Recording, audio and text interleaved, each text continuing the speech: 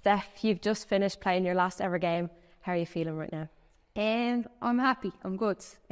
Obviously, it's been a bit of an emotional week, and even the build up to the game. Like, anyone knows me now, so I just want to focus on playing the match as well. But obviously, it was a bit of a build up and a bit of anticipation because knowing it's your last game. But yeah, I'm happy. As we reflect on your stellar career, we have to start at the very beginning of your journey. You spent your youth career at Shankill, Cabinteely, and then Stella Maris. Are there any memories of those days or coaches that you'd like to mention that particularly stick out to you that maybe helped you to get where you are now? Yeah, look, so many people I said in some of my Facebook or my Instagram posts, just trying to think of all the people over the years that helped me. There's been so many. I think Tony Pouch, Sean Ryder, and Stella Maris were brilliant to me, and Dave as well, in the academy in Kilcool. Mick Caulfield, when I played Cabinteely, was always brilliant, very good to me, used to pick me up at times as well and give me lifts, and that's so he's another one that I'll remember. I always have mentioned names, so I'm afraid I'll forget somebody, but look, there's been so many people over the years who have played their part, and I'm very, very grateful to everybody that took time out to help me along the way, because it does take a lot of people to get to where you get to in the end. You played in the first Women's National League season in 2011-2012 with Peamount. That season probably couldn't have gone better for you. You were the top scorer and you won the double. But as well as that, you also got a first taste of playing in the UEFA Women's Champions League. So what was that experience like to come up against a top European team like PSG for the first time? Yeah, it was brilliant. And I think that group were one of the special groups that I played with over the years that I've played. You know, so many good players. Obviously, Anya was there too, Julianne.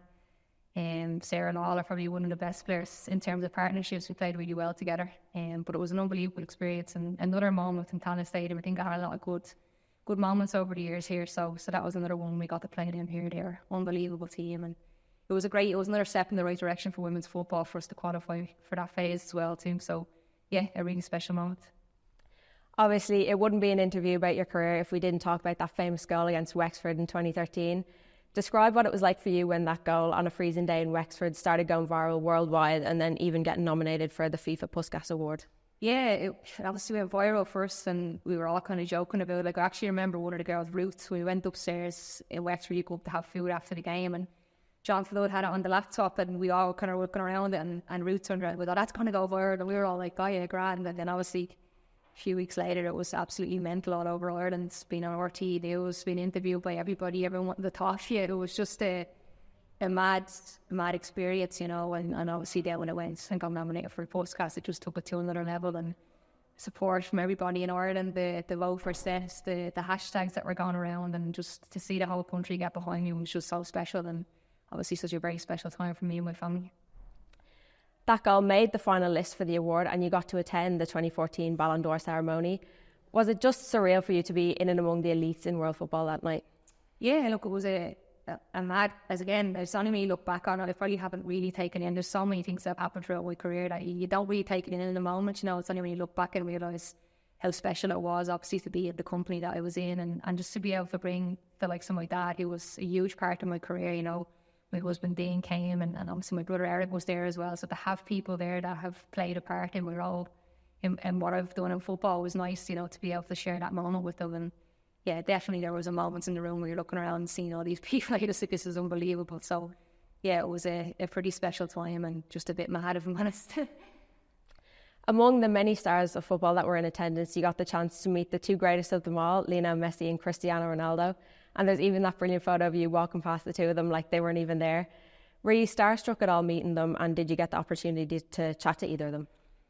No, I wasn't really starstruck. I think going to the awards, I remember kind of being like, and this might sound really, I don't know, it's an arrogant either, but I was like, I'm here on merit, you know. I think people thought the goal was good, so there was a reason why I was there. But I'm a huge United fan, and Ronaldo obviously played for United, so on the way over we had a delegate looking after us, and she said to me, is there anyone in particular that you'd like to meet? And I said, look, if I could meet Ronaldo, that would be fantastic. And kind of didn't think it was going to happen, because he obviously had all his entourage around him and stuff like that, and we were just about to go out for the live ceremony, and she called me, myself and Dean, over, and we were able to go in and have a chat and get a picture with Ronaldo. So that was pretty special, to be obviously in his company and get a picture with him. And I actually asked him at the time, this is so nerdy what I said, and then he'd go back to United and he just kind of said, it's difficult. But he went back eventually, so I feel I played my part for him. I know you were gutted when James Rodriguez claimed the award, but you came in second place, beating out Robin van Persie of Man United at the time, and you're a United fan, so that must have felt crazy. But how proud are you to have achieved a feat as great as that in your career? Yeah, look, obviously a lot has happened in my career, and I think for most people they remember the goal because that's what kind of blew me up and what people started to recognise me for, and it's part of it. It's a really good part of it. But as I said, there was so much more that happened in my career. I dedicated my whole life to football. And anyone who's played with me in recent years will tell you that I'm a professional. I lead my life the right way.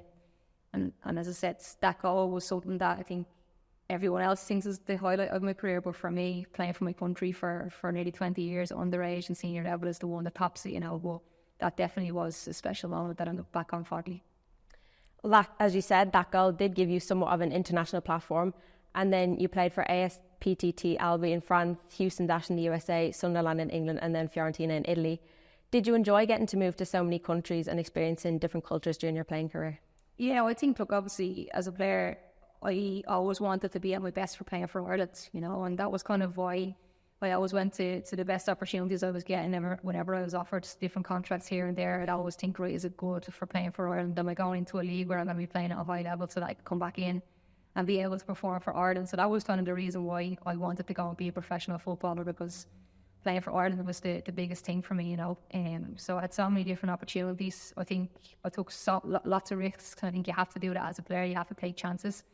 Not everything works out either, but that's what kind of builds your character and builds your mental resilience as well. So I had to do a lot of that, had to use a lot of that over the years. But look, I had played in some of the best leagues in the world. As I said, played for Ireland 58 times. So when I look back on my career, I think I look back on it fondly.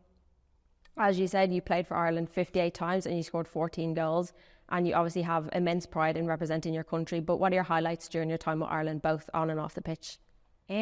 I'd probably say on the pitch was making my debut. My home debut, I scored a winner in the last few minutes. I haven't come on as a sub, so that was pretty special. It was in Turner's Cross, actually not in Talon Stadium. Most of my things have been in Talon. And then I'd probably say off the field would be 2017 when the strike happened. I think to have all the girls kind of come together and really try and make change in Ireland. I think you can see significant change we've seen in the women's team over the years, qualifying for the World Cup. Please God, to qualify for the Euros now coming up too. So let's say 2017, having that squad of girls come together to make sure that change happened, and it did. You returned to Peamount in 2020 after playing abroad, and then 2 years ago you signed here at Shamrock Rovers. What made you want to spend the final years of your career here? I think obviously anyone who knows me will know that I'm always that one who's saying, we need to keep getting better, we need to strive for more, and we need to keep improving women's football. And for me, having the chance to be paid to play football in Ireland is something that I couldn't turn down, and it wasn't about the money, it was more about the significance of being paid to play football. I think we've sacrificed a lot through football now, I have over the years, and to have that accountability coming in knowing you're being paid to play football, there's as I said, an accountability. You have to be there, you have to turn up, and I felt it was something that I couldn't turn down. And obviously Rovers are the biggest club in Ireland too, I think you can't forget that. I think we're still in our infancy. I think we know when we look around the dressing room, we've got a lot of young players who still have to develop and still have to get there and get that winning mentality. But I'm so glad I came, and I'm glad I've been part of this start of this journey here, and I just hope the girls can kick on next season and really show what they're about. It's sort of a full circle journey as you now retire, playing with Anya O'Gorman, who's your close friend that you met at the start of your career at Stella Maris. You have lined out together many times throughout your careers for Peamount Rovers and Ireland. What has it been like to play with her up through all the years from the start to the end? Yeah, look, it's unbelievable. Like Anya, she's a top person. Obviously, we all know what she is as a player. She's been class over the years. I think to still be scoring as many goals as she is as well. I think she'll definitely be pushing for a golden boot again next year, I'm sure. But look, she's a fantastic person to have played alongside her over the years. It's been unbelievable, and glad to have kind of come back and playing with her. Obviously, I was away for a few years while she was here, and then she went over to Doncaster and stuff where we weren't playing together. But it's great to come back and play with her these 2 seasons, and obviously before that with Peamount. But a great person and a top professional, top player. It may be a bit early, but do you have any plans for retirement? You have your coaching company that you set up with your husband, obviously. So do you plan to devote more time to that? And could you see yourself going into the senior side of coaching one day? Yeah, look, obviously, I think football's my whole life. So I think before I kind of retired and I made the final decision, I wanted to make sure that I had other stuff set up, and that was with the coaching, with champion coaching. And there's a lot happening. Obviously, we're in a couple of schools. We just started up a girls in sports program with 4th-year transition year students, and that's gone really well. And it's something that I think we'll push on and try and keep girls active and keep them in sports. But I'm also new with coaching badges, so the plan is to try and stay involved in coaching, and I would love to be back involved in team sports as well. So you never know in the future where I might go, but obviously the next few years are going to be important, and I'm just going to kind of get the head down, get my coaching badges, and I want to obviously have something to offer, and I work hard to get there. So that'll be the plan for the next couple of seasons, or next couple of years. Finally, a thank you from all the girls you encouraged and inspired to play football in this country. You'll be missed not only here at Rovers, but across the whole football community, and best wishes for whatever you decide to do in the future. Thank you very much, Hannah. See you.